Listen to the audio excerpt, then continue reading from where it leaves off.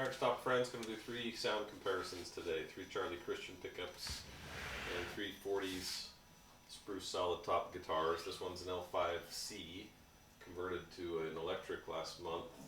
This is a nice vintage Charlie in there, so tried to make this as appropriate a conversion as possible. This L5 had some repairs done and the top had been oversprayed, if not resurfaced and refinished, so it wasn't a desecration of a museum quality piece to begin with, so hopefully no one will freak out and will appreciate the sound that it now puts out. It's certainly a joy to play. So we're going to compare this one to also an acoustic conversion, little Kalamazoo from 1938 with a vintage Charlie installed. I did this conversion simply because I couldn't find, which now is the third guitar today, this ES-250. And I searched high and low for 5 years, finally found this one. So what's curious about this comparison today is, despite the similarities in terms of wood, pickup, strings, etc., there is a distinct difference. And we can talk about why in a separate video, but here's some sounds first.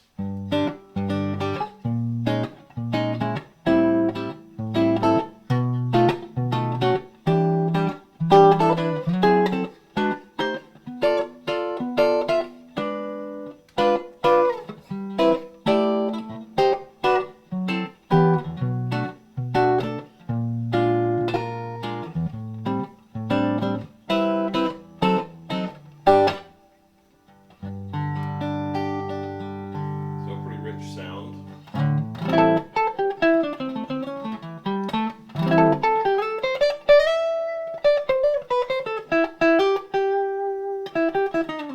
The sustain on this guy, maybe it's related to the sound posts, which I put 2 of underneath the cut braces here, but it's got some great sustain.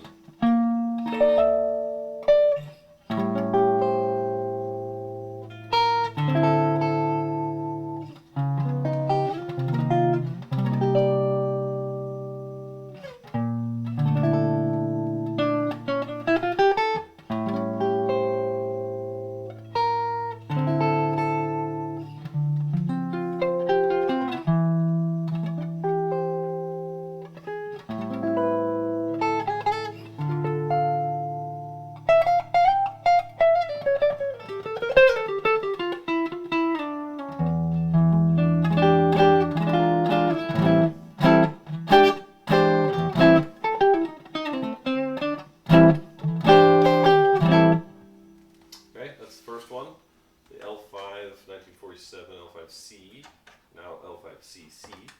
Second up is the little Kalamazoo from 1938.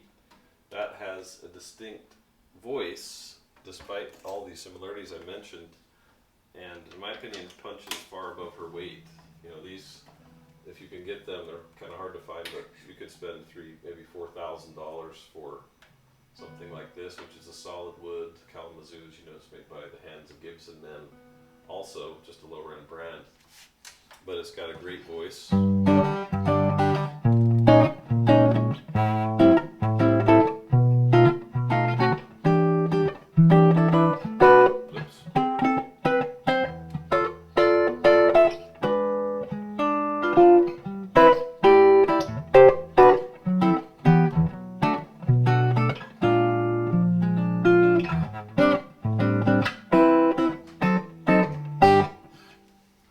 Sounds a little bit lower.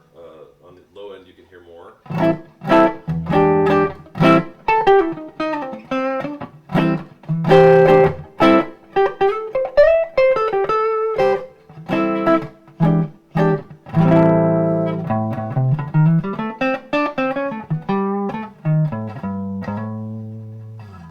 That's a little Kalamazoo. And last is the ES-250.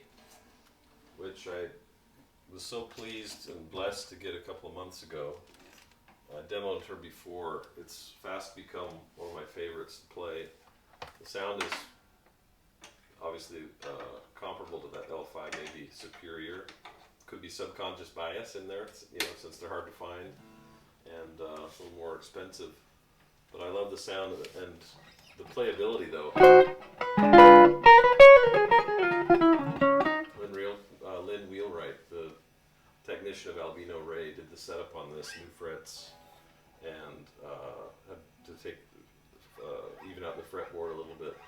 But man, it just plays like butter on glass, and it sounds pretty good too.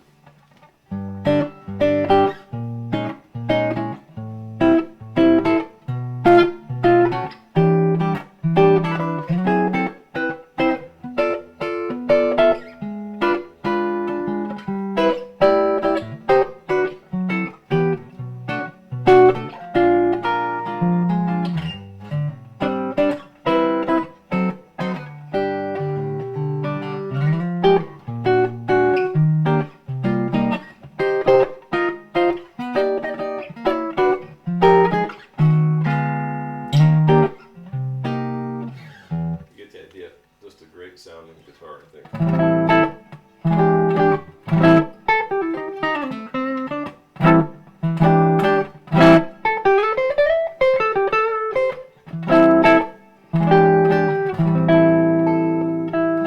Also great sustain and upper end tone.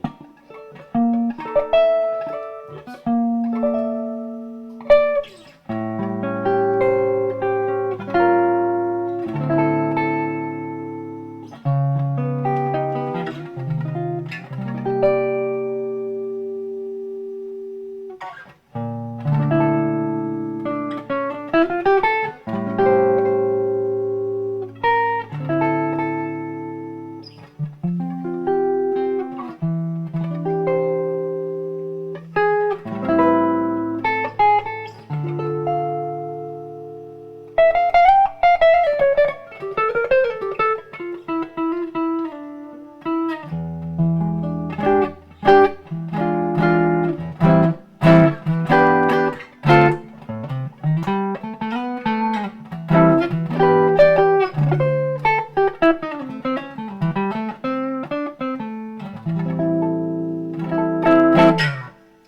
Enjoyed the sound sample comparison, and feel free to leave your comments. What did you like? What didn't you like? What sounded better, and maybe why?